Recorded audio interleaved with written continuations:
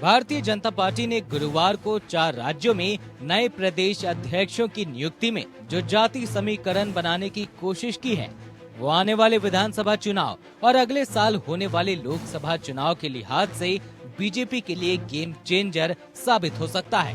BJP ने बिहार में कुशवाहा समाज के नेता सम्राट चौधरी को प्रदेश अध्यक्ष नियुक्त किया है। इसके अलावा राजस्थान में पार्टी ने ब्राह्मण चेहरे सीपी जोशी को अध्यक्ष बनाया है, जहां इस साल चुनाव होना है।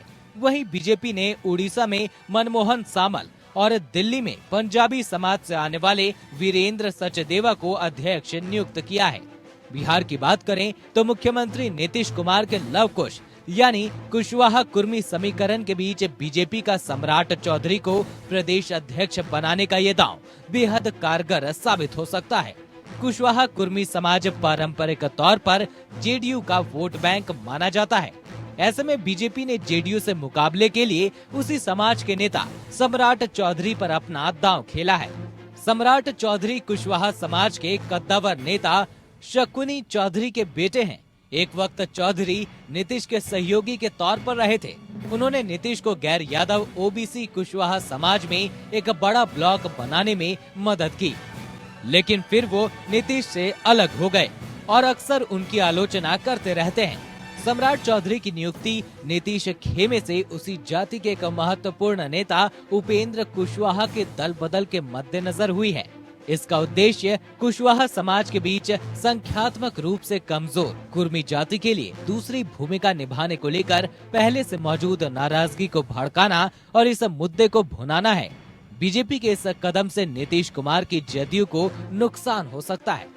अगर राजस्थान की बात करें तो वहां बीजेपी ने चुनाव को देखते हुए संगठन में बदलाव किया है।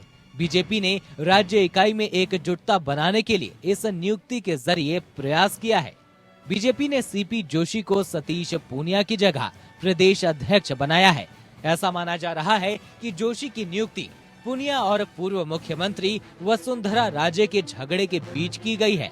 सीपी जोशी किसी भी गुट के नहीं माने जाते हैं। वसुंधरा राजे पूनिया से नाखुश थी क्योंकि उन्होंने पार्टी में सबसे ज्यादा पहचाने वाले चेहरे के रूप में उनका विरोध किया था। राजे को पूनिया के हटने से फायदा हो सकता है, लेकिन ये देखने वाली बात होगी कि पार्टी के इस कदम के बाद वसुंधरा राजे को मुख्यमंत्री उम्मीदवार के रूप में उतारा जाएगा या नहीं। उधर राजस्थान में कांग्रेस दो फाड़ है। सीएम अशोक गहलोत और सचिन पायलट के बीच जंग में बीजेपी अपनी पार्टी में एकजुटता लाकर कांग्रेस पर पूरी ताकत के साथ हमले की रणनीति पर काम कर रही है। वहीं दिल्ली में बीजेपी ने वीरेंद्र सचदेवा को प्रदेश अध्यक्ष बनाया है। ये पार्टी की पंजाबियों के बीच मजबूत पकड़ बनाने की कोशिश है। पिछले 2 प्रदेश अध्यक्ष मनोज तिवारी और आदेश गुप्ता बिहार और यूपी से हैं। ऐसे में दिल्ली में इन राज्यों के प्रवासियों को प्रतिनिधित्व देने के लिए पार्टी ने इन्हें चुना था, क्योंकि बिहार और यूपी के लोग दिल्ली की आबादी में बड़ा हिस्सा हैं। बीजेपी सूत्रों के मुताबिक आदेश गुप्ता को हटाए जाने के बाद पार्टी के दिल्ली कार्यकारी अध्यक्ष के रूप में अपने छोटे से कार्यकाल में वीरेंद्र सचदेवा प्रभावशाली रहे हैं। इसके अलावा सचदेवा की संगठन और आरएसएस में भी अच्छी पकड़ है। ऐसे में वो दिल्ली में सामंजस्य बिठाने में सफल हो सकते हैं और आप के खिलाफ बीजेपी की रणनीति को कारगर तरीके से आगे बढ़ा सकते हैं। Bureau report.